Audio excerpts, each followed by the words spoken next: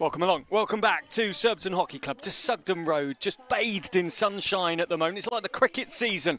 Well, of course, it is the cricket season, just about as the hockey season edges towards its end here in southwest London. We have the second semi-final of the EHL Women's Premier Division Finals. And it is the outside chance team, the team that have come from nowhere in the season. They finished 8th in the first stage of the season. Wimbledon taking on the hosts, taking on Surbiton. They were displaced as champions last year by East Grinstead. Didn't go down very well. Surbiton want to regain their title, and they're here with a job to do. I can see Giselle Ansley just getting the team going there. She will wear number 2 for Surbiton, the starting 11 for them. In goal is Amber Walton wearing 30. Then Ansley, the Great Britain gold medalist from 2016. 9 is Meg Douthwaite. 11, Holly Payne. 12 is Sophie Hamilton, whose twin sister Liv we saw play earlier on. Eloise Stenner wears 13. And captain Steph Elliott doesn't start. Martha Taylor, 15, does. Leah Wilkinson, Wales' most capped player, wears 17. Izzy Petter, 18. Then Amy Costello, the Scottish and Great Britain international, wears 20. Alice Sharp, 23. That is your starting 11 for David Beckett's team. And for Wimbledon, they start with Nikki Cochran in goal, number 1. Jen Eady, another Scot, wears 5. Anna Tomant, the captain, in 6. Becky Manton, 10. Susie Petty, former international, wears 11. Meg Crelson wears 14. Beth Bingham, 15, Welsh international. Then Fiona Crackles, 21. Emily Rees wears 24. And Flora Peel, 28. With Paige Gillett wearing number 30. They're, of course, coached by Alex Danson-Bennett and Colin Cooper. Colin Cooper, former Reading player. Alex Danson-Bennett, current England hockey president, of course, and Olympic gold medalist, Olympic bronze medalist as well. World Cup bronze medalist from Rosario back in 2010, playing 306 times for England and Great Britain. I think a bit of a legend is the biggest understatement I could make today. We're not far from the start of this match. We've got a very, very special guest as co-commentator, who I'll introduce you to in a few moments' time after our little ad break that we have before the game. Who will it be playing Hampstead and Westminster? We wait to see. Hampstead and Westminster have made it to their first ever women's EHL Women's Premier Division final. They won a shootout against the reigning champions East Grinstead, coming back from 2-0 down. A worldie from Sophie Bray to make it 2-0, but it wasn't enough. Min Pritchard was in fabulous form in the shootout, and Hampstead and Westminster are our first team in the final. Will Wimbledon or will Surbiton join them? Well, you'll have to wait and see. We'll be back very soon to see who the second finalist is. Dave Beckett, coach of Surbiton Women. 26 wins in the season, including a 2-0 win over today's opponents. How do you repeat that feat today?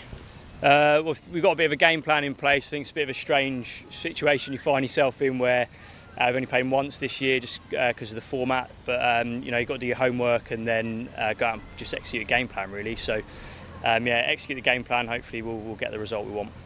And obviously the competition today is being held at your home club, Surbiton. How much benefit do you draw from having the home crowd? Yeah, I think it's brilliant. You know, we've had a lot of people, you know, wishing us well this morning on the way here, and it's just great. You know, home support is always fantastic. Always gives you that little bit of an edge, I feel.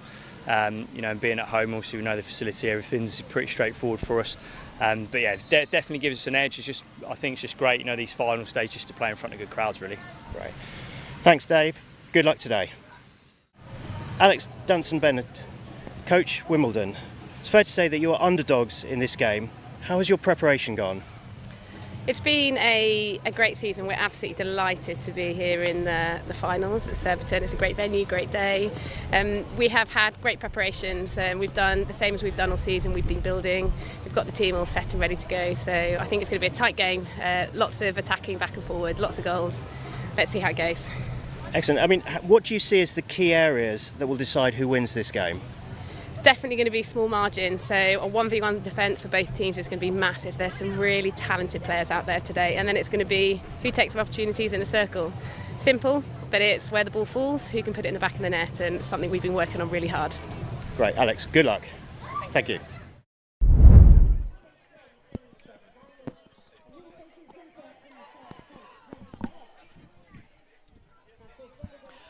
Well, welcome along as the teams make their way back to the benches, ready to go for the second women's semi-final, the AHL Women's Premier Division Finals of 2024. And just before we start, don't forget, of course, all the action all weekend on englandhockey.tv or England Hockey TV on the YouTube channel. However, there are still around about 90 tickets on the gate for today and about the same for tomorrow. So if you are fancying a trip down to watch these fabulous teams play, there is still availability.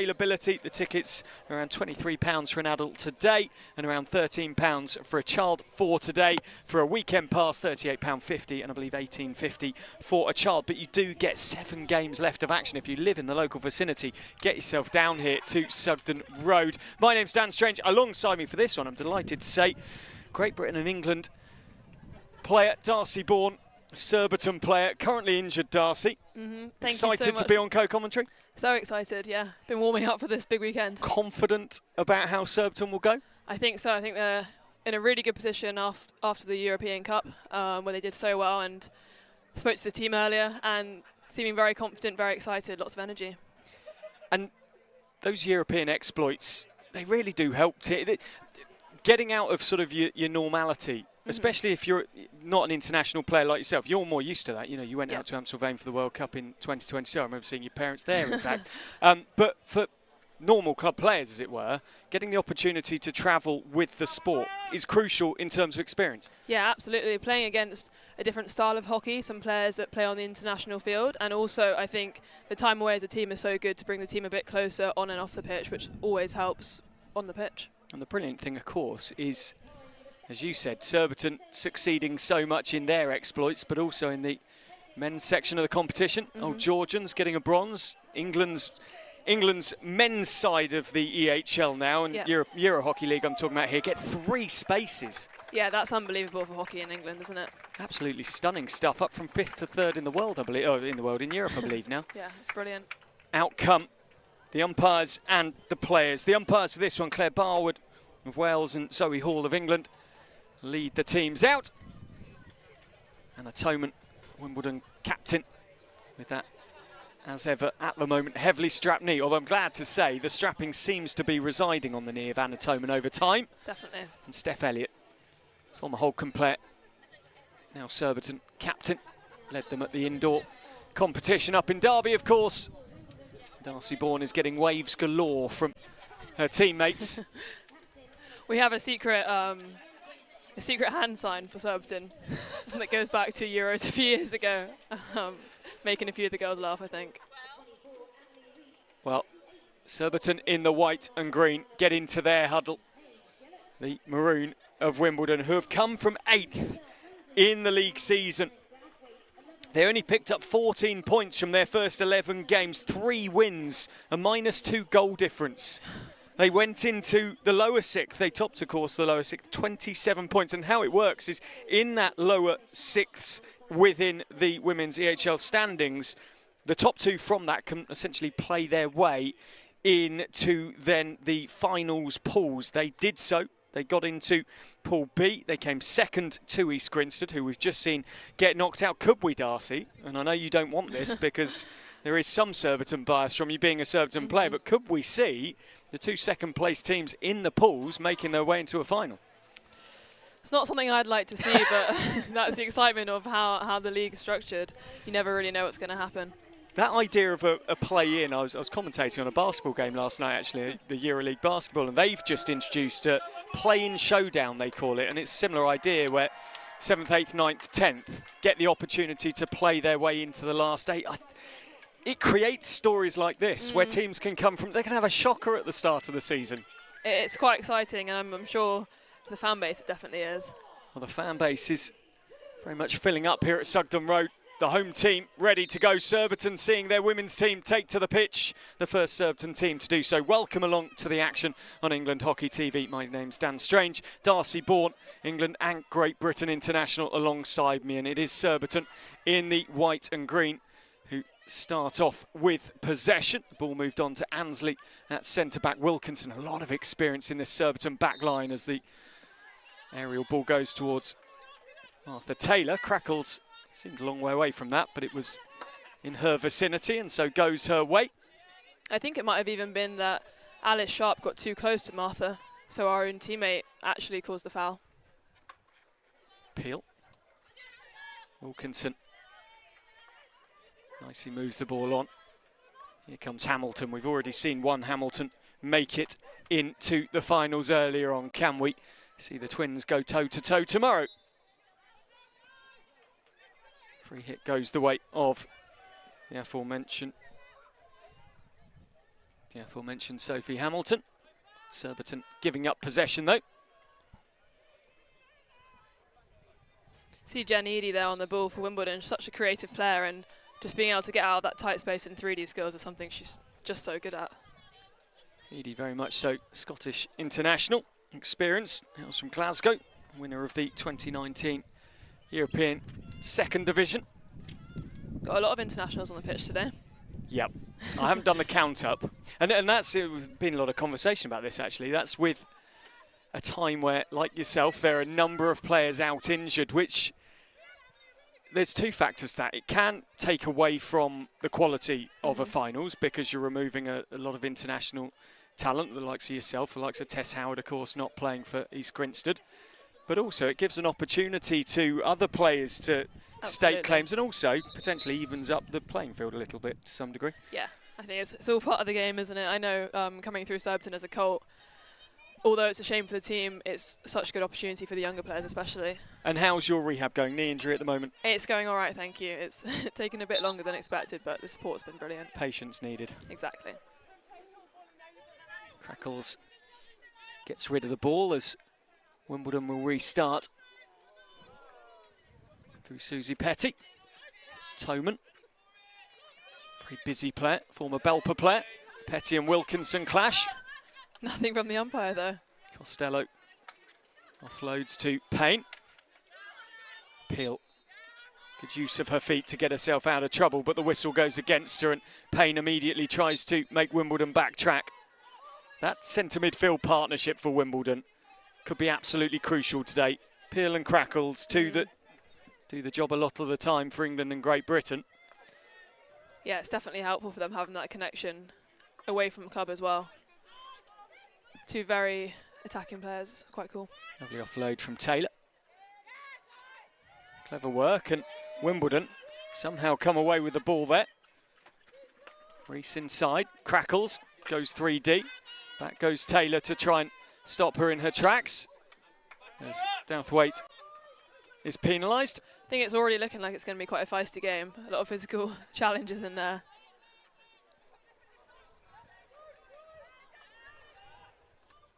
Great Surbiton. interception from Sophie Hamilton there. As Hamilton comes forward, gets tackled quickly by Paige Gillett. You have to, on paper, think that Surbiton have got more of the attacking flair in this matchup, as Wilkinson, who went to Tokyo 2020, in 2021. How many times have I said that now in my career? Recently retired from international hockey. Payne offloads. Ansley. Her parents here today watching, as they were out in Valencia, enjoyed the sunshine. They actually had a bit of an elongated break, if I remember rightly, in Spain for the Olympic qualifier. If I remember, it was to do with a mix-up in the bookings, meant they spent an extra 5 or 6 days. I think that's correct. I saw them in the airport. That's quite a convenient mix-up. Yeah, just spend an extra week in the sun in Spain. It wasn't as warm as some would. It's definitely warmer than England was at that time. Yeah. I think the weather caught some of us out though, a touch. It wasn't the warmest as the evenings drew on. Yeah. As the ball goes Surbiton's way again. Payne quickly offloads into the circle from Hamilton. And just pressure building nicely here from Surbiton, but not yet able to get those connections into the circle.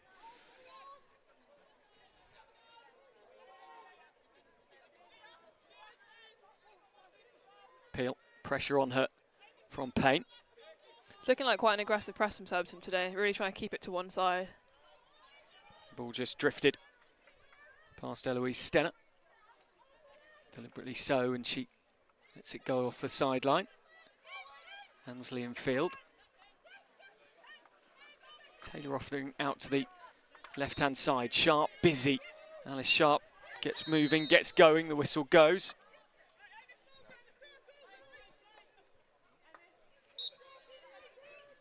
Wimbledon at the moment just soaking up all the pressure. They've only got one player forward. That at the moment is Becky Manton, looking to absolutely pack out the midfield and make life difficult for Surbiton. I think they'll just have to be taking their chances when they get them if it continues to be like this. But as we know, playing Wimbledon often, you never know what the result's going to be. So I think it's going to be a fight until the last second. A lot of experience in the coaching team. Alex Danson-Bennett on the bench in the Wimbledon maroon cap, and Colin Cooper with the whiteboard taking down some notes. He was a teammate of the likes of John Wyatt and Mark Pern, who will, of course, won't see John Wyatt later on. Well, we may do. I don't believe he's here, the acting head of the FIH, acting CEO. But Mark Pern we will, because he's coaching later on. Cooper was in a very successful team in the early thousands at Reading. And now Hamilton all on her own. She's already had a lot of the ball today. She has, and she plays so much like Lily Owsley, I think. They've got such a similar style, just almost of running gait. Very fast, very skillful.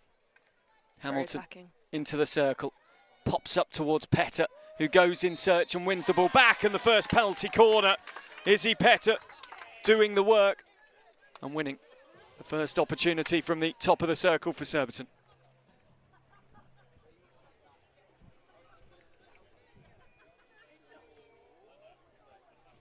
8 minutes gone. Darcy, Surbiton, that's probably what they deserved so far. They haven't had masses in around the goal. They'll be happy with that, and been doing really well at their corners the second half of the season. Got a lot of threats at the top of the circle. You've got Giselle, you've got Amy, Costello and Leah, just to name three. At the moment, Costello on the right, Ansley on the left-hand side. Out it comes, Giselle Ansley it is. Very clever, and it's gone in, and it's Martha Taylor who injected, got the ball back. Clever from Surbiton, and an opening goal in off the pads of Nikki Cochran in goal for Wimbledon. Have to say, it takes everything in me not to cheer while we're here on the side commentating. But I'm not being biased on the commentary. It's all right. People are, you're okay, Darcy. It's we're not on the BBC yet. Yet. We'll get the call up soon, I'm sure. I think more the point I'm making there as well is I think hockey's on an upward curve, and I think momentum, much needed momentum, and things like this, things like England Hockey starting England Hockey TV and getting the exposure out there at whatever level we can. It's a very competitive marketplace in sport at the moment. And I think it's brilliant to see hockey being shown on TV a bit more occasionally, and also just a bit more support of women's sport across different sports. I think it's an exciting time at the moment, and great things are happening. And the beauty with that is Steph Elliott picks up. I'll come back to that point in a second because it's a very, very good one. That's a really, really, really nice tackle. And Wimbledon can clear their lines down the right-hand side. Viella Robinson looking on for Lucy Holder. I think the real strength in depth that hockey has, you mentioned about women's sport getting exposure within hockey, is when we look at the international level, but it goes across hockey, really. The idea of equally amazing, which they used as a tagline within the Pro League. Because we have umpires, both male and female, that can umpire either, and the way the games come about, the excitement in the games. I did the Great Britain-Ireland match actually on the BBC for the Olympic qualifiers, and at times it wasn't the greatest quality game, but it was a very nerve-wracking game, and crikey was it exciting. It was nerve-wracking to watch, that's for sure. And because it was a final, I think that quality comment comes into it, because if you think about, most finals, not many finals are open and flowing, and because nerves and anxiety, even the best of you get affected by it, don't you? Yeah. Into the circle, and Wimbledon battling to keep the ball out their net. And Toman did well, finding Robinson once more. She's under pressure. Reese coming away with the ball, excuse me. Wilkinson just let the ball go out of play. She's literally 1.5 metres away from us, throws the aerial down the line. Toman comes across. Crackles. Nice movement to the ball. Finding Lydia McDonnell. And then the chase is on, the race is on for Megan Crowson.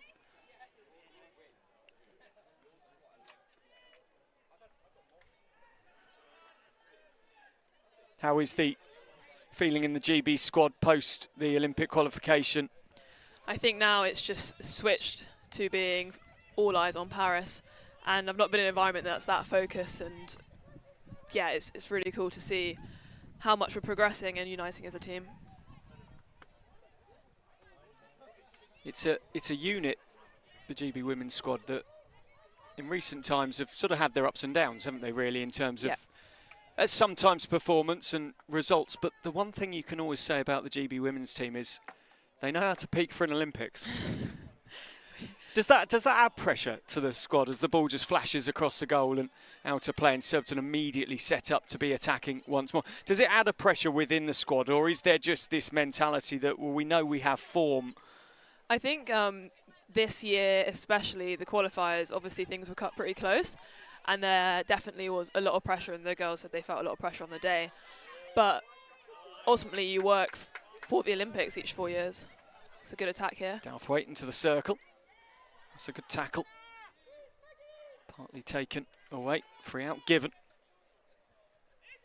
Anna Reynolds managing.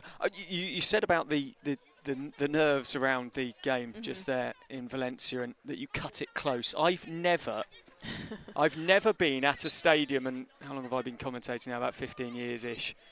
I've never been at a stadium where I've felt so many nerves from so many people. Yeah, I both think teams. There was a lot on the line to win, but I think there was even more to lose.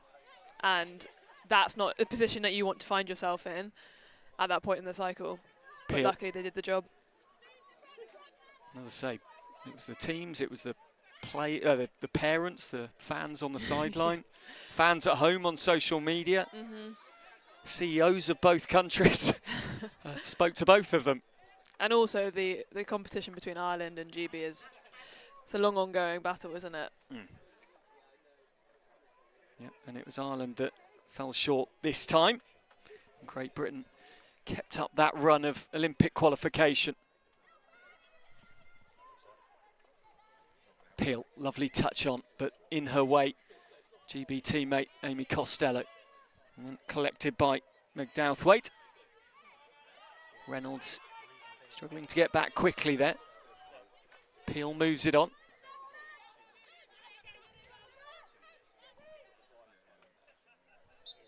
I think from since Emily Surbiton have scored, Wimbledon have picked up a little bit of momentum actually. Had a few more attacking opportunities and a lot more possession in the Surbiton defensive half. They do. The point I would pick up on there, Darcy, is half.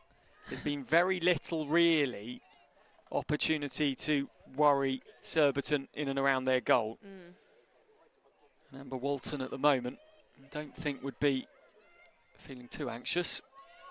She's done really well stepping in since Abby got injured a few weeks back. I think she got player of the tournament in Euros. As forward goes Alani Sherwood. You mentioned Sabby there, Sabby Hesh, sadly currently herself nursing a knee injury, and she's here watching today, which is great to see. We hope, everyone in British hockey hopes that Sabby makes it back to full fitness. Yeah. Because she's just hit, I think personally, in, well, I was going to say in the women's so game, but well. in the game, she's probably one of the form keepers in the game full stop at the moment. And she was so good at the qualifiers and at Pro League out in Argentina. But she's working so hard on her rehab already from the day she got out of surgery, and fingers crossed for her. Very tough to really grab onto that #1 jersey, as it were, and then an injury potentially cause her an issue for Paris, but we wish Sabby all the best in getting back. Absolutely. Her form, as you said, and stepping out of Maddie Hinch's shadow is a very difficult thing to do. She's been waiting a long time for opportunity, and yeah, it's not easy to be the #2 keeper either, and she was fantastic at that, but it was her time to step up. Hamilton picked the lifted hit of Peel. It wasn't dangerously lifted, and Sophie Hamilton goes off on one of those mazy runs of hers. Ansley aerial ball, using it well, good depth to it, causing problems. Not deemed 5, Petter. And the hooter goes for the end of the first quarter. And Surbiton have the lead through Martha Taylor on 8 minutes. A beautifully worked penalty corner as Ansley worked it to Martha Taylor, and Taylor in the number 15 shirt for Surbiton. Darcy took her opportunity. Surbiton deserved lead at the moment, but Wimbledon, they're not out of it. You just question how much they've got inside the circle. Yeah, I think Wimbledon have definitely, they started maybe a bit quietly, a bit shy, and then I think the Surbiton goal probably put a bit of fire in their belly, and it's getting a bit more competitive. But as you said, I think Surbiton deserves to be 1-0 up here. I do. Wimbledon almost seems like they could do with a Alex Danson Bennett-esque player. Someone to cause a few problems inside the circle, as Sophie Bray did, her 2016 teammate earlier on. Did you see her goal? I didn't, actually. I was en route from the gym and I missed it. An and I'm absolute gutted. cracker. Lifted it over the goalkeeper. I've heard about it. Beautiful goal. Yeah, very close game, that one. Wow. What a player. Holly Hunt played well as well. Yeah. Lovely goal from her. And Min Pritchard stepping up for Hampstead Westminster. If you didn't see the game, Hampstead Westminster, well, they've knocked the champions out. East Grinstead can't go back-to-back because Hampstead Westminster have made their first ever final at this level. Yeah. I mean, it's neck on neck, those two teams, isn't it? All 4 teams here today. And I think Hampstead are going to be very happy with themselves, and EG less so. When you look at their aggregate score, which was 10-2 from the season, that's a real shock. Happened to us last season. Yeah. And this is part of it, isn't it? It's the, you know, you look at these two teams, their aggregate score, they only played once this season, 2-0. Surbiton, Martha Taylor scored the first on 29 minutes. Leah Wilkinson scored the second. Well, See if it happens again yeah, it today. could be deja vu all over again. Although not 29 minutes. Taylor scored a bit earlier. Welcome back to the action, where it is 1-0. And Surbiton in the white, the home team, have the lead through a brilliantly taken penalty corner, which Martha Taylor, the injector, finished off. Payne moves the ball on to Hamilton. And the maroon of Wimbledon looking to come back into the game. Toman just runs over to the sideline to, is it a glove she was missing or a sweatband? One or the other. She put something on. I'd assume she prioritised the glove over the sweatband. Well, no, I'd agree, but maybe it was. I think it was the glove.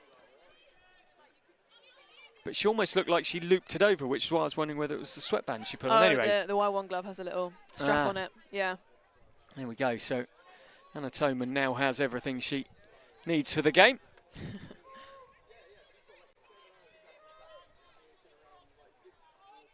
Restart will be from Paige Gillett. Back to Toman.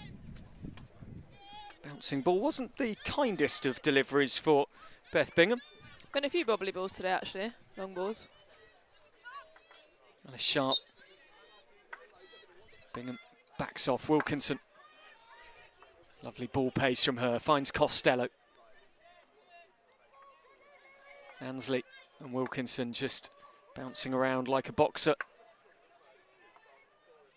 Very, very, very experienced back line for Surbiton here. Costello, Ansley and Wilkinson have played 1 or 2 international matches between them.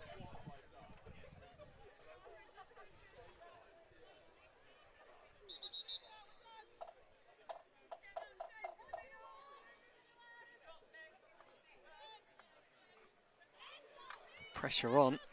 And just about Jen Eady coming away She's with very the ball. well to get out of there, didn't she? 2 players on her, somehow found a way through. Becky Manton moves it on. Eady again. That would have been a very dangerous ball if it got through. Just running into trouble. Big clash of players. As down goes the number 22, Anna Reynolds. Wins the free hit over on that left-hand side. And that was against Katie Curtis. She's one of the only new players at Surbiton this year, coming from Nottingham Uni, which is where I'm at, so I'm a bit biased there.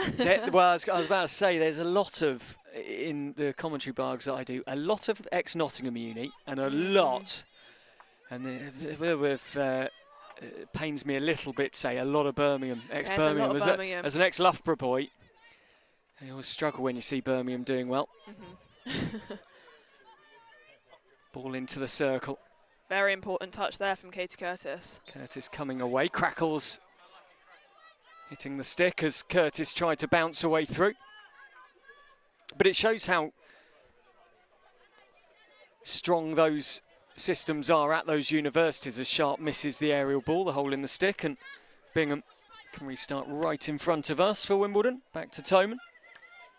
And how strong that Bucks hockey is. That was almost a very good turnover and opportunity for Surbiton. Mizzy Petter. Mizzy Petter nearly. Taylor. Been a few unforced errors this quarter, which is a bit early for tired legs and tired heads, but I'm sure the adrenaline is going like crazy right now. Lovely move from Toman, offering one way, going the other, but Wimbledon again giving up the ball. 11:22 left. Looking over your career today, your international career, how much have you enjoyed? Was it Argentina you made your debut, didn't it? It was, and what a place for it. On that. Playing for England in the Pro League, if I remember. Playing for England, yeah. At the Senard in Buenos Aires. And I think Argentina, wow, what a place for a first cap with a full stadium and it's you bouncing, know, the energy isn't it? out there. Yeah. Got people asking for my signature and I haven't got a cap yet. Just going back to a point you made earlier, actually, as through goes Manton and the ball flashes away. You mentioned about the positivity around women's sport. I think Argentina's a great place to look at for that, because you see, as we mentioned, equally amazing action in international hockey in Argentina. It's not. It's the women's team that are seen as the major draw, the major stars. And the men's team, they almost turn up and go, well, if I have to watch it, I will. And that, I think, is fascinating and excellent for the game. It's a really inspiring place to be, especially to get my first cap. But yeah, the women out there, they're superstars. They have a lot of fans and very energetic fans as well. Massive social media followings too. Yeah. As Hamilton loses possession, Edie moves it on to Bowen. And then the drive from Manton. Almost as if the Surbiton were expecting a whistle. People seemed to stop, but there wasn't one. Toman. And suddenly Wimbledon enjoying a lot of possession, but still failing to link it up into the circle. And that's where at the moment Surbiton, although only 1-0 to the good, seem very much in control here. Hamilton, hint of a stick block as she went through there, but she continues with the whistle in her favour. Ball across, lovely touch, and what a finish. Alice Sharp, really well worked across from Josephina Hipper, and Sharp just touching it home. I have to say, that was a fantastic goal, but the build-up was even better. Sophie Hamilton driving all the way through and then making that important pass, and that one touch across the D, I can't remember who it was from. Hipper, yeah, beautiful goal. Surbiton will be very, very happy with that one, as will the Surbiton fans. And again, that Sophie Hamilton driving run, so difficult to defend. With the whistle in her favour, ball across, lovely touch, and what a passage of good quality within the game, with the deficit increased, which is not what they wanted at all. Peel and Crackles link up once more. Hipper, who got the assist. I was talking to someone the other day who plays at a lower level of hockey, and Darcy, he was talking to me about how many goal involvements he's had this season. Right, he said, I'm second in the goal involvements table. Goal involvements. And my comment back was, you're clearly not a forward. Because I don't know many people that would count all their goal involvements. They do that a lot in America. Yeah, you get points for an assist. Yeah. 2 for a goal, 1 for an assist. Exactly. Next Duke University player speaking there. Did you get many assist points? I had quite a few assist points. Yeah. Quite a few goal points. Yeah, good. I quite enjoyed their point system, actually. But it's I mean, that's a massive system out there, isn't it? It's They're all about stats. Yeah. But always good for commentary research as well, because you can get everything from the US system.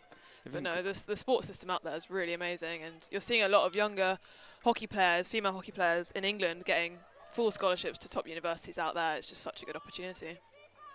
Very important to see the US qualify for Paris, of course, with LA 2028, something that no doubt Darcy will have very much on her radar. A couple of my Duke teammates are in that team, so they're very happy with themselves. Who did you play with there? Leah Kraus, thank you. I kept wanting to say Leah Wilkinson. Yeah, so did I at that point. Well, Leah Williamson, but no, not her. Leah Kraus, and then there's a few girls who are on the outskirts of the teams. They haven't finalised decisions yet. Yeah, but between Duke and UNC, there's a lot of hockey around there. They had a very, very, very long tour to India, having qualified in the first part of it in Ranchi. Of course, Maddie Hinch now, goalkeeper coach for a very talented group of goalkeepers as well.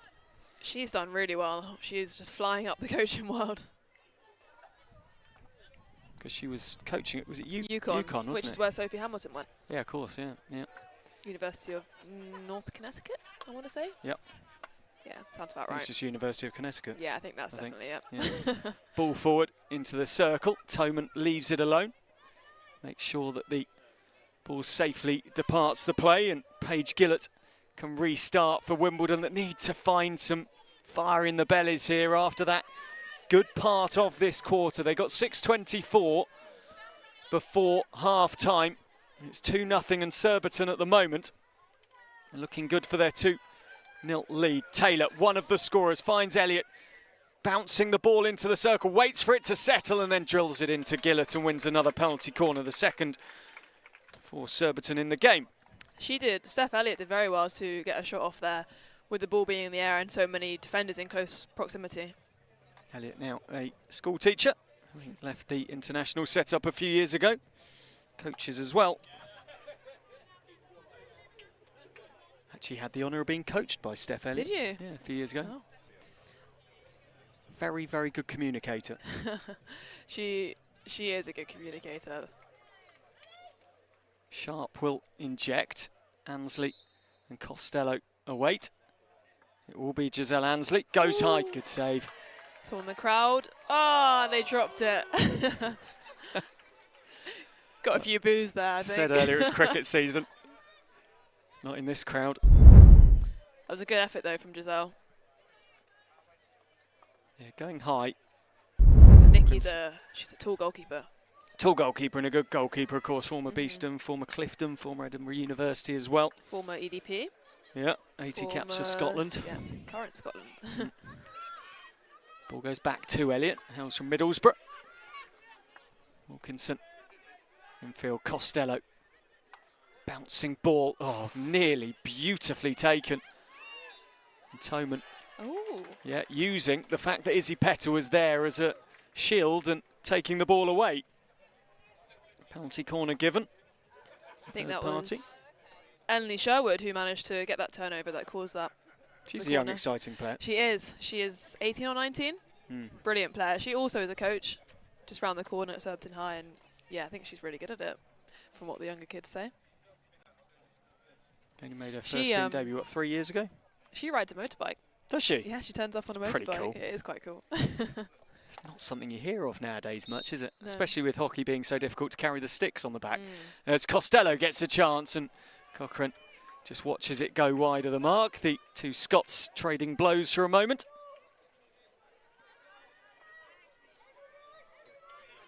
Collected by Lucy Holder.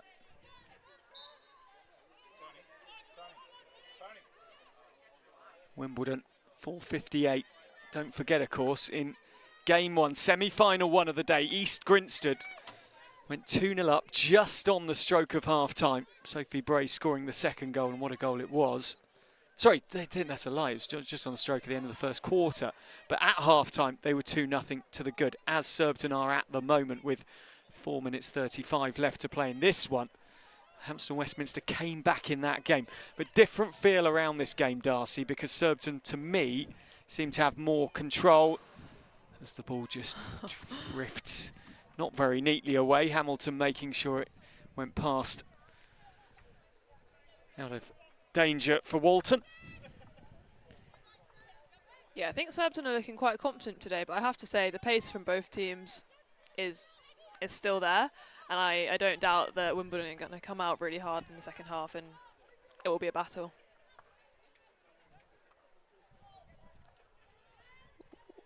Now there's an opportunity. Penalty corner given. As there was Megan Krause and picked up the ball.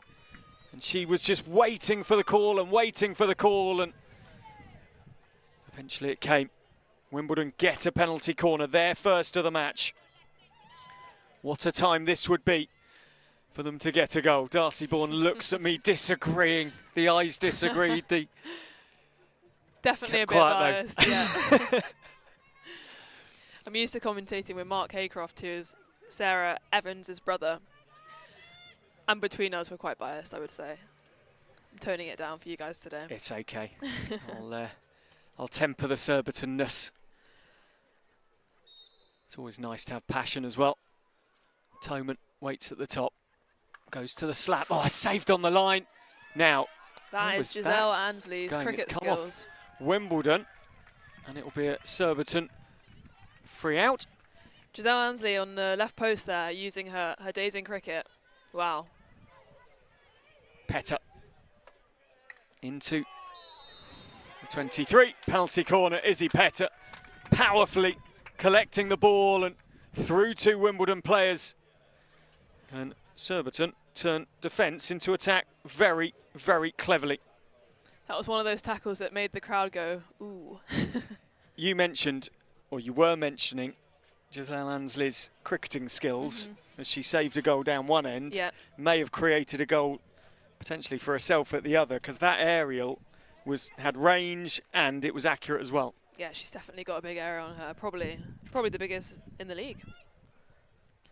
Ansley awaits Costello, headband alongside her. It will be Giselle Ansley. Goes the other side of the goal this time. Costello picks up. Good save from Cochrane. Putting a boot through it.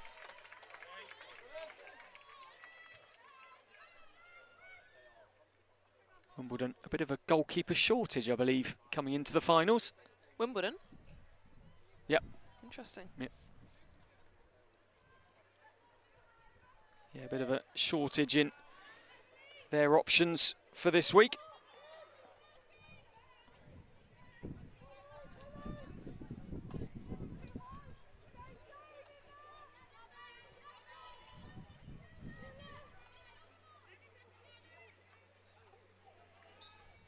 Petter backs away again. I've just had a message from an ex-Surbiton player saying she's listening in all the way from Australia. Oh, wow. So it's cool to see the reach that we've got in England. Where in Australia? I'm fascinated. She'll have to message back. Oh, where in Australia? I want to say Sydney, but I might be wrong. Love Sydney. Ella, you'll have to let me know.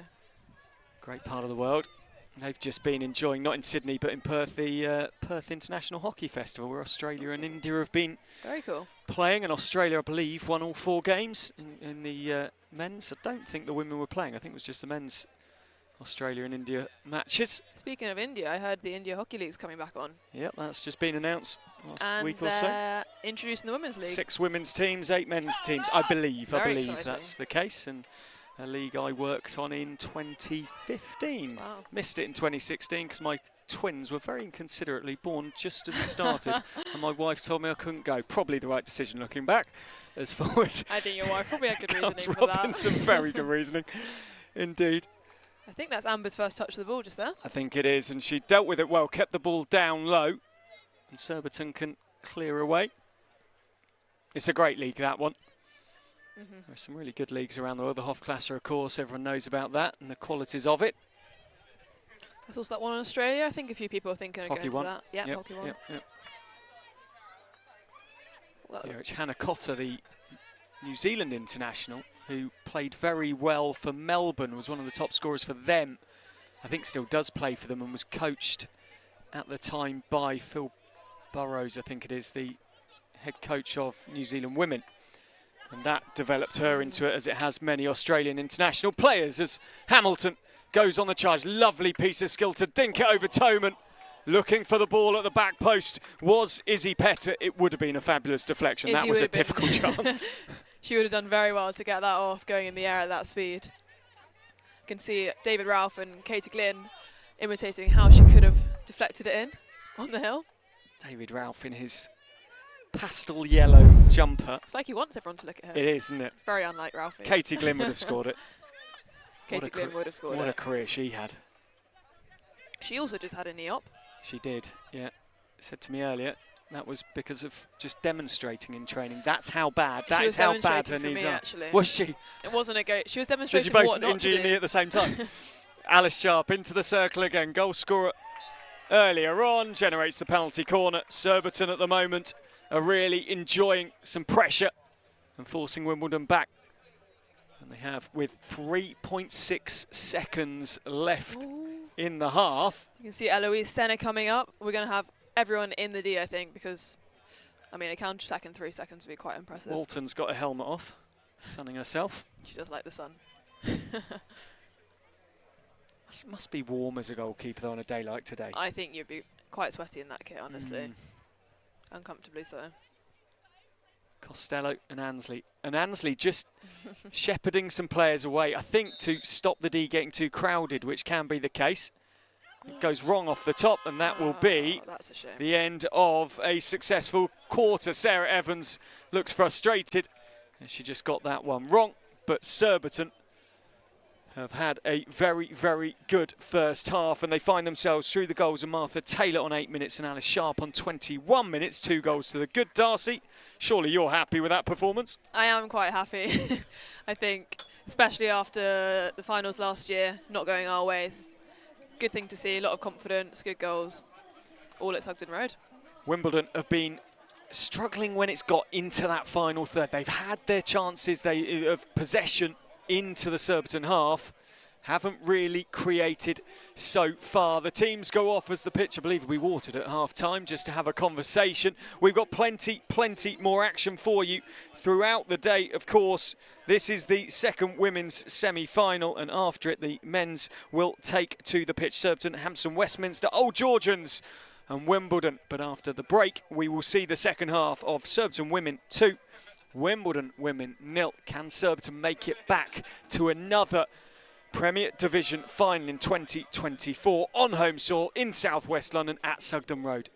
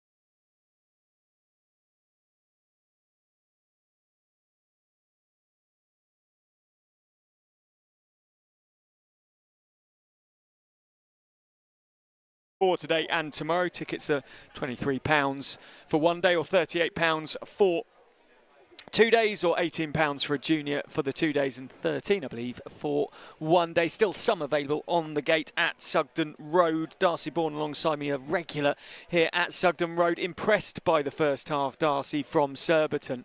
Very impressed. Feeling that they've sort of done enough so far? It looks to me like they've got gears they can go through as well here. Don't want to jinx it, but I think it's a very good start, and they should be confident going into the second half. Yeah, you don't want them doing an EG, Absolutely and you've just not. said, no, they're going to cruise this. It Wimbledon, happens. look, as you would expect with Crackles and Peel in the midfield, like they can soak up pressure and retain ball. They love a bit of pressure.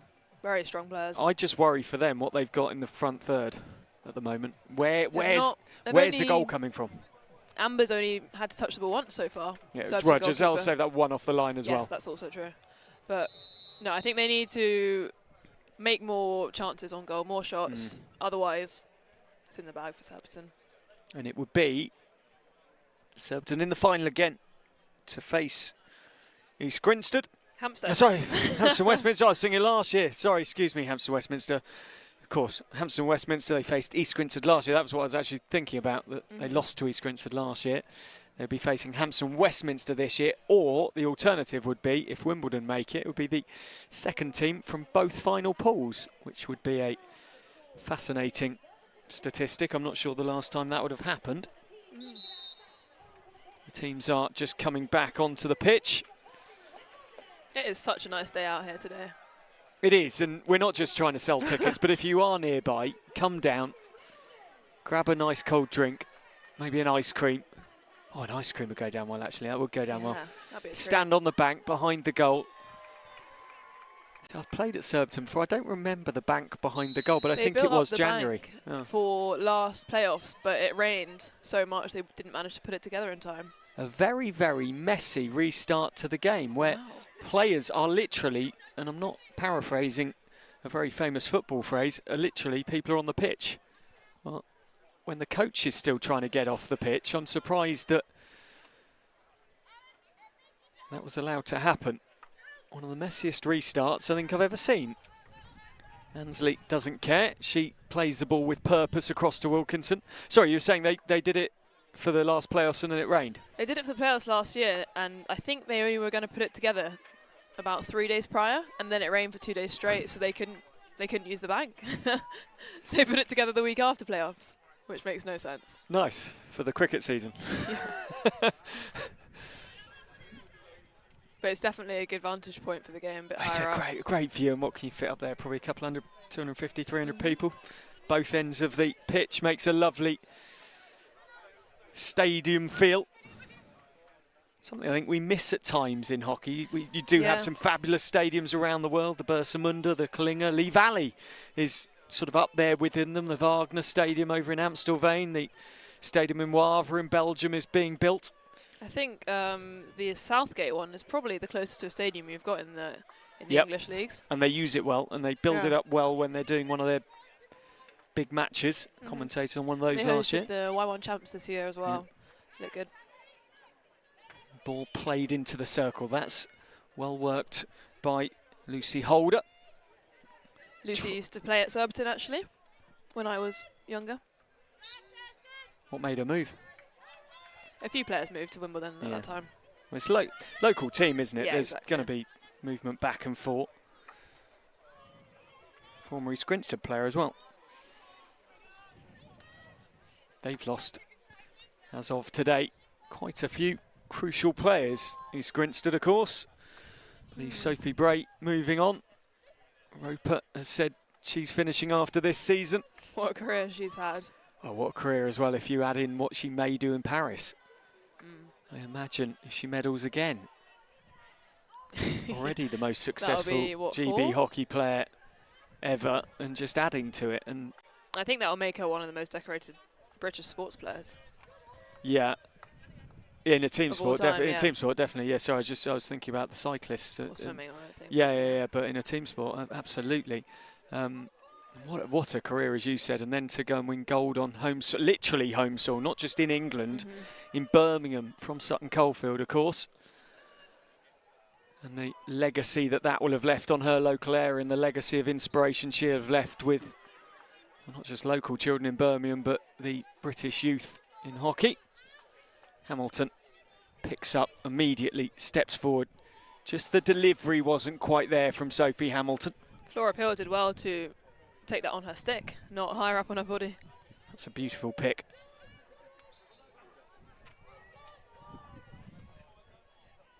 And away Wimbledon can come. Toman. Onto Petter's foot from Reynolds.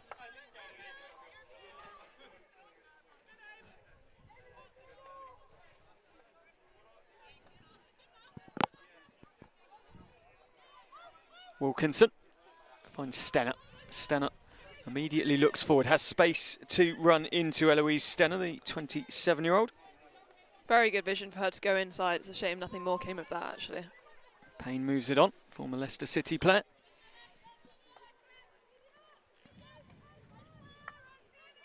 Hamilton that time doesn't try and run it. Instead finds Stenner. Danger here for Wimbledon. That one just flashes past Cochrane. And away from danger for Wimbledon. 2-0 Surbiton lead. But again, they're threatening. And again, the pressure is on. Peel goes all the way back to Toman. Infield to Peel. Whistle goes. Card's going to be shown. Green card is shown. No one's gone off, though. They don't No seem one's to gone know off. who it is.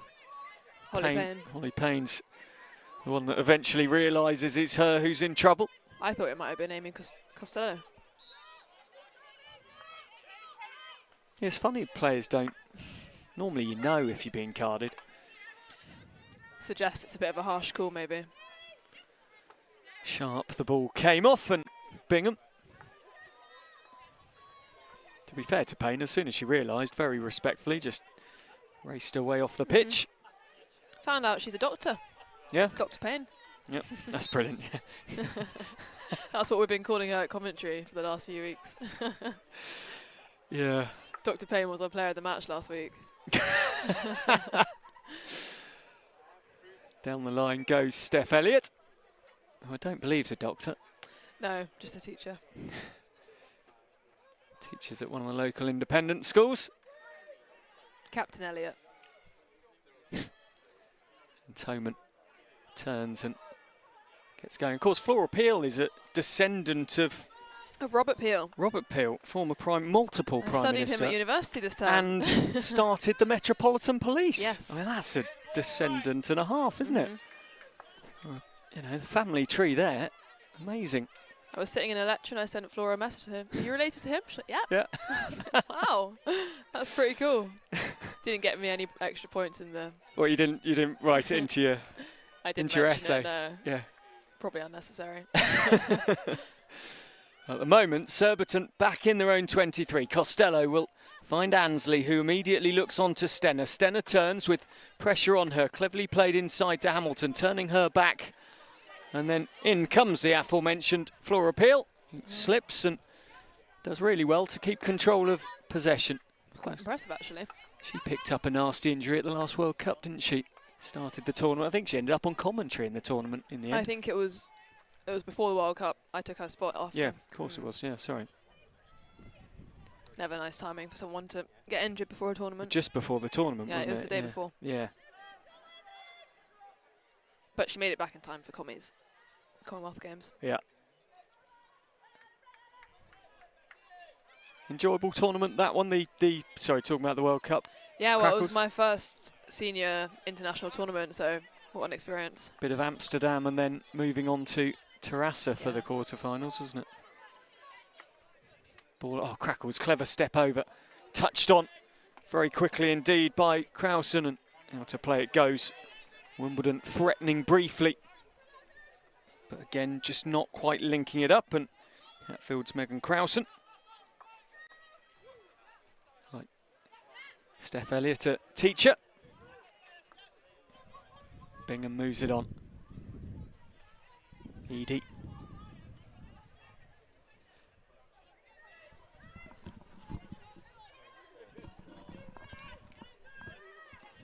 Reynolds, she's had a good game so far. She has. Bingham did well to pick that, because otherwise Wasn't sure that I was was gonna slightly hit us. concerned that we needed gum shields on there, Darcy. I had half an eye closed. Dr. Payne gets away with possession. Back into the play. Offers the ball for Stenner, who was a little bit conservative, and she just turns around to Holly Payne and says, yeah, sorry, I probably should have changed my body positioning to allow the ball to come forward. But I think Surbiton can afford to be a bit conservative with the scoreline, honestly. Yeah, very much so. Save a bit of energy for tomorrow if all things go well today. Yeah, that'll be a fascinating matchup. The team they probably... I know every team always says, well, you know, we take it one game at a time. We don't look at who we might play in the final. But I have a sneaking suspicion both these teams would have planned for East Grinstead in the final. And that's meaning no disrespect at all to Hampstead Westminster. But now, Hampstead Westminster team got a lot of quality throughout as the ball comes away. Payne. But also, I steals it think back. Hampstead and Westminster are going to have some tired legs, having gone to shootouts at the end on a very close scoreline. Into the circle. Pops up off Meg Douthwaite. And eventually, Wimbledon get the call they want. Everyone bar Douthwaite, who has pointed at her thigh, seemed to be happy with the call. Crackles comes away. Former Durham University, Fiona Crackles. Current. Is she still going? She's handing in her dissertation next week, I think. Oh, yeah. I thought she was done. I remember seeing that she was back finishing. I didn't A lot of realise us it was still still do it going. part-time while we're in the programme. Yeah. Because you haven't got enough else on. You know, university and aiming for Olympics. Young Alani Sherwood picks up. Eleni, sorry. Eleni, sorry. Yeah, there's no R in there, is there? A lot of people say it like that when you read it. Yep. Language is a funny old thing.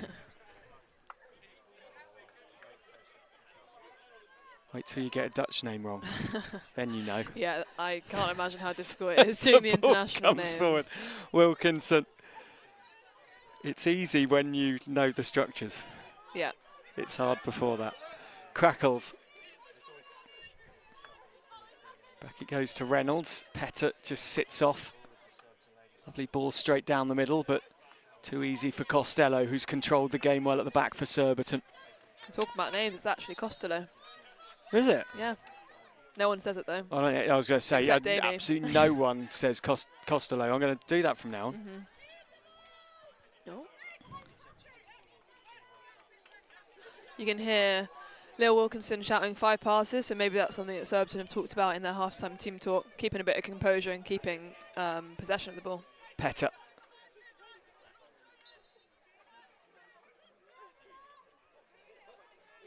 Finds Peel, bouncing ball through, looking for Manton. It's getting a little bit scrappy now, wouldn't you say? Yeah, Potentially you mentioned Surbiton being conservative and the 5 passes thing, and they do that game management needs to come into play here, because all it takes is one goal and Wimbledon suddenly tails up, momentum with them. Alex Danson and Colin Cooper, you know, give them a bit of a talking to with a quarter to play, and anything can happen. And here, Flora Peel comes forward for Wimbledon, misses with the first touch forward. Payne comes across and clears the line for Surbiton. Clever ball down the line looking for Petter, who just ran out of space really on the sideline, couldn't quite get there. Ball Patrol doing a great job as ever. It's nice seeing the ball patrol. It's always the Surbiton Colts on it. Oh, what a ball. Oh, not far away. Over the bar from Manton. And Wimbledon only takes one chance. You said about ball patrol, they're very young ball patrol. There's a bit of a policy at Surbiton when you're younger where they convince you that if you don't ball patrol, you'll never get to play for the first team. I think it's a lie, but that's a that's what they told me when I was younger anyway, and 10-year-old me definitely believed there's Darcy Bourne waiting for a Great Britain debut at playing Surbiton 2s, because at the age of 9 she didn't ball patrol for Surbiton. or leaving the club to play for East Grinstead or Wimbledon, boo hiss, you know, because they refuse to let you in the door. I think there's a few white lies that I believe when I was a Colt here. Yeah, but kids will believe it, won't they? So, you know, leave that carrot dangling in front of them. But it is nice because these girls who are ball girling today have all been coached by a lot of the players playing, which is a nice full circle moment. Costello plays it to Hamilton. This is better from Surbiton. There's just no one on the far Cochrane post. And clears away well. And like you say, no one on the far post to finish off. 1:55 left in the third quarter.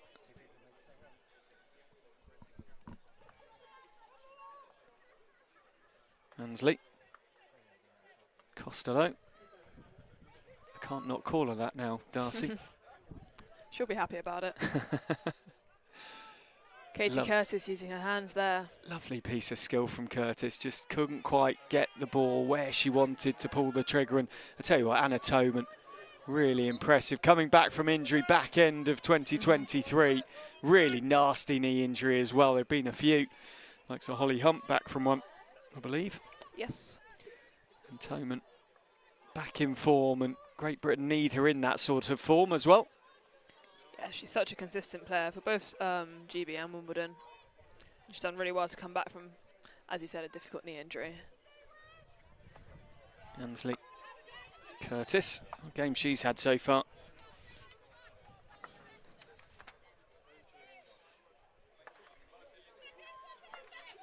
Former Lee's school player in Cambridge.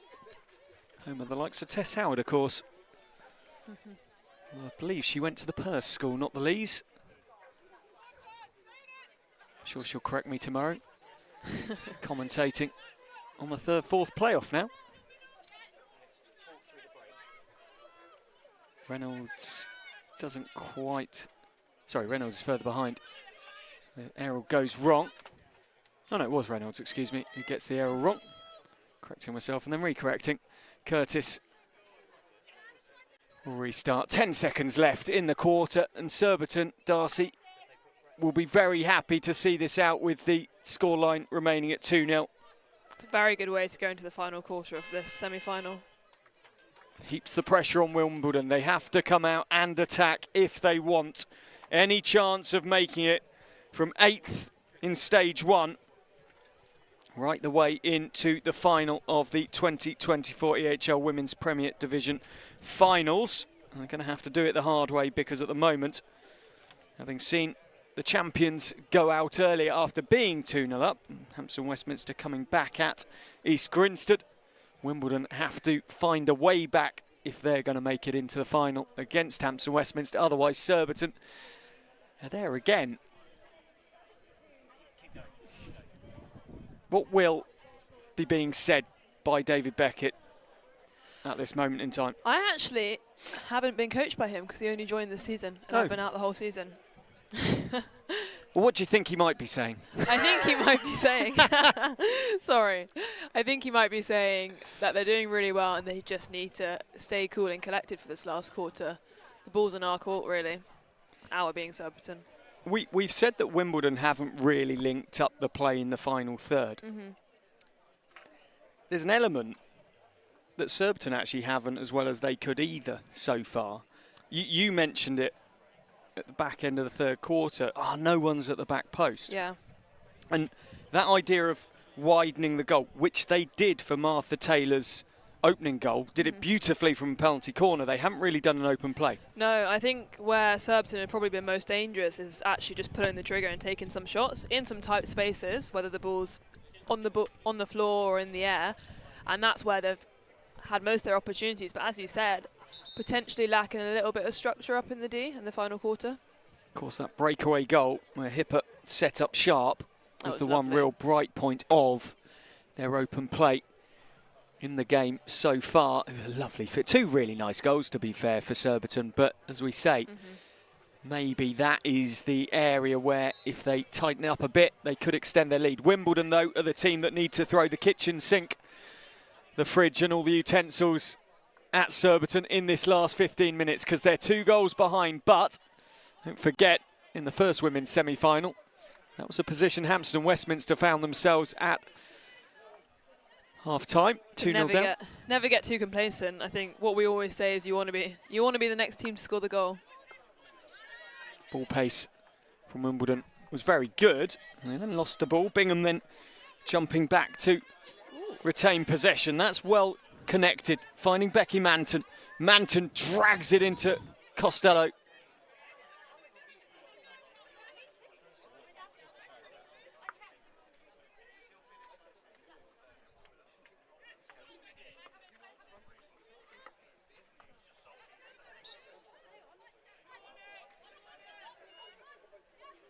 Just caught in about 4 minds here. McDonald. Too many options. Yeah. Good ball pace again from Toman. Edie. Ooh. Good game from her. Sticks flying. Crunches through the stick of Steph Elliott, who is allowed to play on. Well worked again. McDonald coming back and stealing the ball away. Just through went Josefina Hipper. And it goes from Paige Gillett. So at the moment, the form from the season is sticking, which was a Surbiton 2-0 win against Wimbledon. And that's exactly what we're seeing again here at the moment. Toman thought about going back, Sharp causing problems in the press. The only player up for Surbiton. Ball just bouncing off the stick of Nicole Bowen. Wimbledon have had almost all of the possession this quarter. Bingham needed to keep her stick on the ball there because Sharp was in very quickly. Hipper then. Gillett. Quick ball. Quick feed towards McDonald, who couldn't hold on to it. It was a good ball to the top of the circle, though. It was. Wimbledon have definitely been more threatening, and I think Surbiton probably need to step it up a little bit if they want to keep this lead.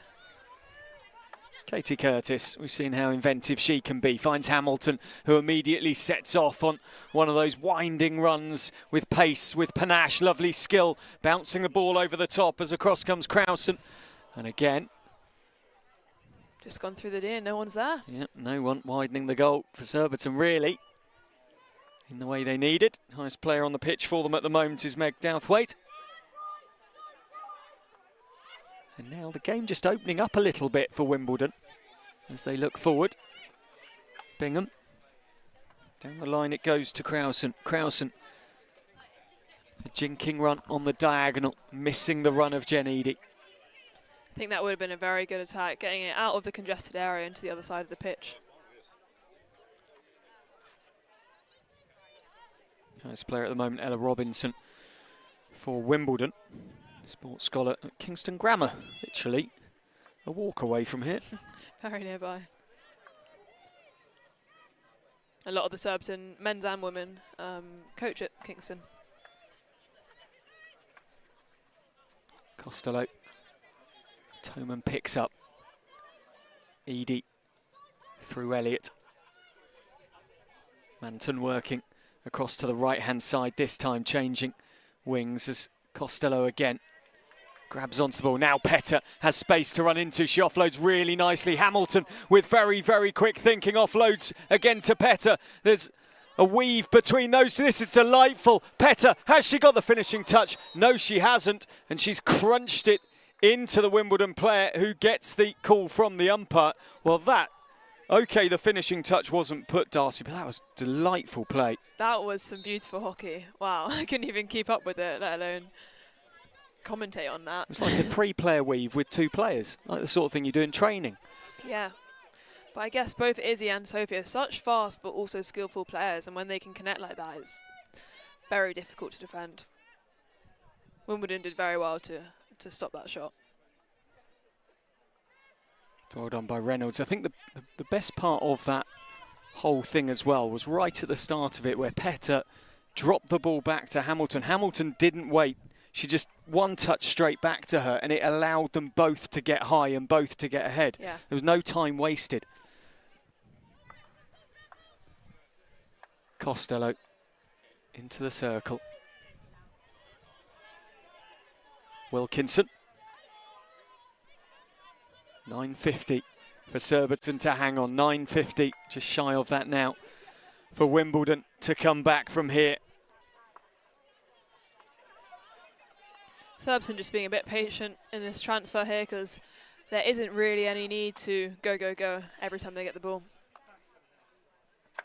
There's almost in the crowd as Hamilton picks up and drives towards the top of the circle onto the reverse. That's a very, very, very good tackle indeed, under a lot of pressure from Petty.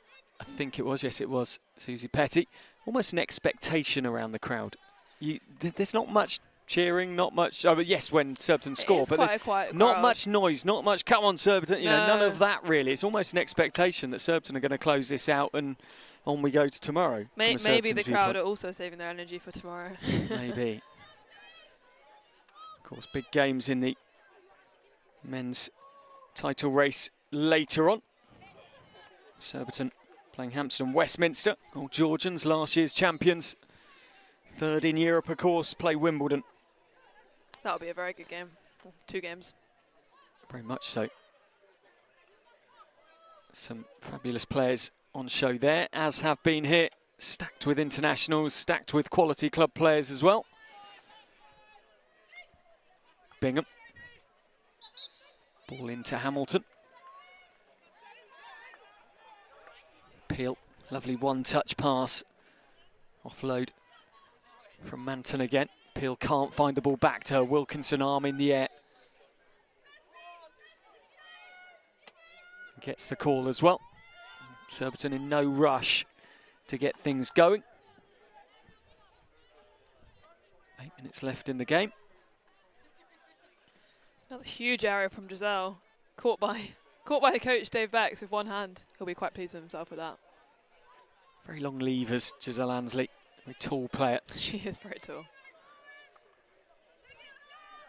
Bingham. Well collected, driven on by McDonnell. Payne coming back and just giving away the long corner. Bingham steps in.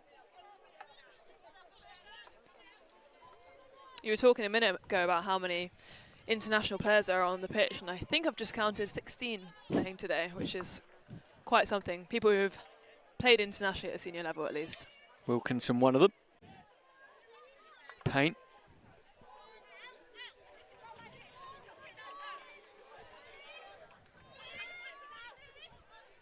And of course, surely, some that hope to as well. Absolutely. Got a lot of young potential in some of these teams. Bothwaite back to Payne. Payne has played really well today. Ooh. Elliott moves it on to Taylor. Taylor's quick thinking doesn't quite link up as Petty offloads to Crackles.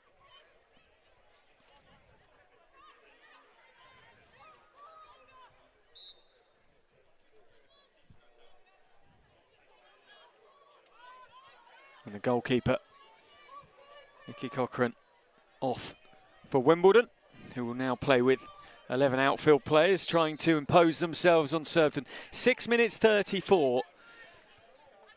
It's quite early to take off your keeper, but I guess they need to use all the time. Yeah, there's some co-commentators I work with quite regularly who have analysed the time taken to score a goal. I think it's normally something like 3 or 4 minutes minimum without your goalkeeper. Wow. Simon Mason's the man to ask. He's always keen on a stat like that. I guess it's just so important that you actually use that extra player in an attacking way rather than just stacking another player at the back, which teams often do for some reason. I think they're thinking here as well is they need to score 2 goals, not just 1. Yeah. So they need time to Absolutely. score and then reset and go again. McDonnell goes on to the reverse, tries to pull it back, finds the foot, finds a penalty corner. Wimbledon give themselves a chance. 5:49 left in the game, 2-0 down. Surbiton, the hosts, in the lead. Wimbledon, though, the noisy neighbours have a chance. The noisy neighbours. I think a goal here would change the whole game, wouldn't it? Wimbledon will be desperate to be scoring this, and Surbiton will be desperate to keep it out of the goal.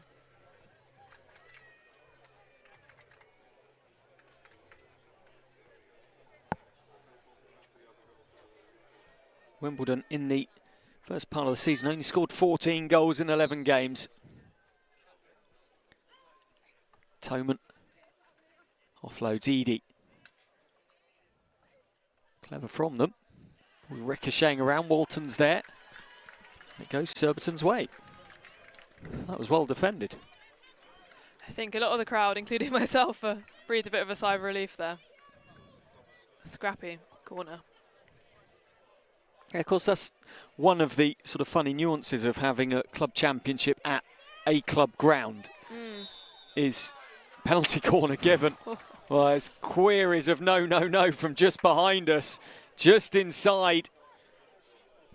And the umpire gives Surbiton a penalty corner. I think it was definitely a strong challenge and a card, but I'm not sure about the decision for a corner, even coming from a biased Surbiton person. Still questions on halfway from Becky Manton.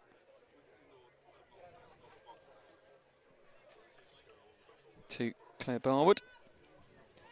It wasn't the umpire that gave the decision, but he's having to deal with the main Wimbledon protest. Ansley sends players back. And away goes Hipper over halfway to offer some cover. Wimbledon quite slow to ready themselves here. Peel just goes over to have a conversation with Zoe Hall. Ansley and Costello. Oh, lovely fake. Wilkinson. Hand on her head. Surbiton have scored from that variation quite a few times over the last few years. So I think they'll be a bit gutted they didn't manage to pull that last one off. Poor ball pace that time. Peel tries to inject some pace in the game. That's literally the only Wimbledon supporter I've heard so far. Stood just to the left of us. Ball down the line's good. And there is Krausen. Good drift from her. Still going. Top of the circle, her opposite number. Elliott with an important touch. Wimbledon certainly aren't giving up though, putting everything they have into these last few attacks in these last few minutes. Huge aerial again. Two players right on top of each other, and Hipper is given against her. As right next to her was Paige Gillett. Goes the defensive way.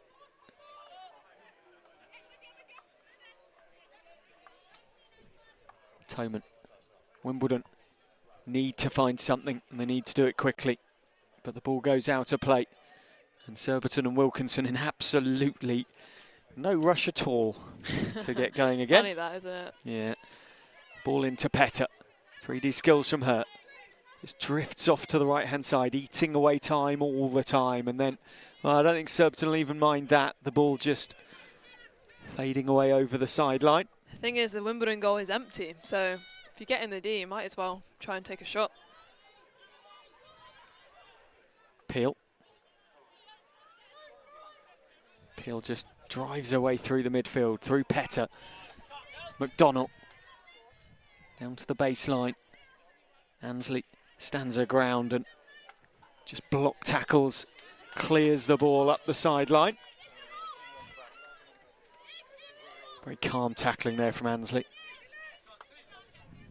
Petty, former international herself, moves it on to McConnell. Brilliant hands, but to nothing in the end. Petter under pressure from Petty. Hamilton. Another great bit of link-up play between Hamilton and Petter as Hamilton keeps going up the pitch. And Here back over comes to Petter. Petter. Alongside is Douthwaite, but they can't link up, and still with no one in the goal for Wimbledon, and there's going to be a card shown. Green card shown. Not sure who it's gone to though, maybe Jenny Edie? It has gone to Jen Edie. Well, she's the only one running off and no one's coming on, so yep, she's going for the enforced sit down, which will take her to literally the last 20 seconds of the game. Well, for Wimbledon, if they were to come back from here, 2-0 down, 10 players, it really would be something with 2 minutes left. 10 players, but equal number of outfield players, of course, because they still have their goalie off. Yeah. Petter looks tired. The ball drifts out of play. Haven't hurt, as you said, and Hamilton linked up well. Lovely step from Eloise Stenner. Ansley. Infield it goes. Payne offloads to Wilkinson. Stenner, good positioning. And this good game management from Surbiton, Darcy. 1 foot, very much in the final. Very exciting time to be a Surbiton hockey player or member.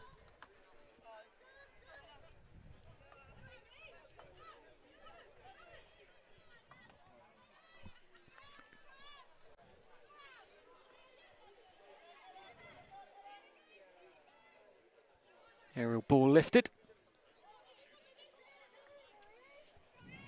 This could be one last attack for Surbiton. Definitely some tired legs, but still an open goal and people are working hard to get up the pitch.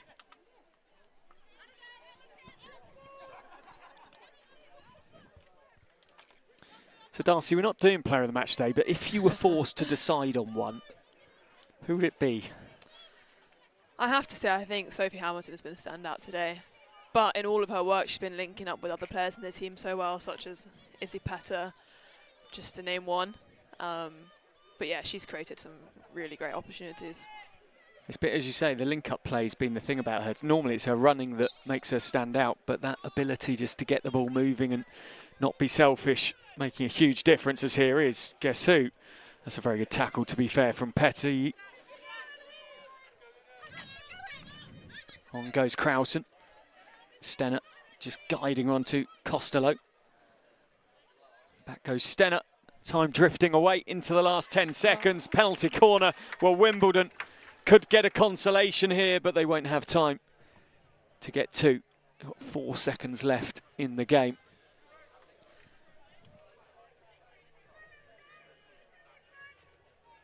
So I guess no matter what happens, Surbiton will be through to the final, most likely. You said that without smiling, Darcy. I really don't like to jinx it. Well, I'm not sure you're going to jinx it with 4 seconds left, does it? There's going to be a goal chalked off for dissent or something if they're losing this one from here. No, I am happy. I'm smiling now. Well, the Wimbledon players they've done their bit to add to this game, but it's just been that final third. They've struggled to really create opportunities that have threatened Amber Walton in the Surbiton goal. Can they finish with a flourish?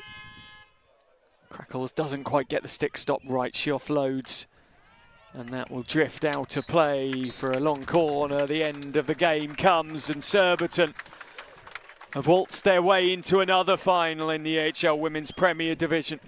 They didn't win it in 2023. It hurt them deeply as they saw East Grinstead take the championship. East Grinstead can't take a second in a row. Surbiton, though, are back in the finals again. And they're looking to regain or retake the title. And they'll have to do it, Darcy, against Hampstead Westminster. I'm really excited for it. Be a great game, won't it? Very good game. How many gears do you think Surbiton have got to go up tomorrow to make their way round Hampstead Westminster? Because you spoke about the international talent on show here. Hampstead Westminster have got their own. Yeah, no, I think Surbiton, obviously they gave it their all today, but I think there was a lot left in the tank, honestly. A few more gears to go up and a few things to sort out, like having players on the back post to really make the most of these opportunities they're creating, but I'm confident that'll be a good game tomorrow. Well, the outsiders, Wimbledon, come from 8th in the league in Phase 1, and they fall, well, just about at the final hurdle. They don't make the final, going down 2-0 to Surbiton. In this semi-final, the host team into the final, which means Sugden Road tomorrow surely will be absolutely packed to capacity in the southwest London sunshine. Thank you for being part of the action. Congratulations, Surbiton. They take it 2-0, and they go forward to the final tomorrow.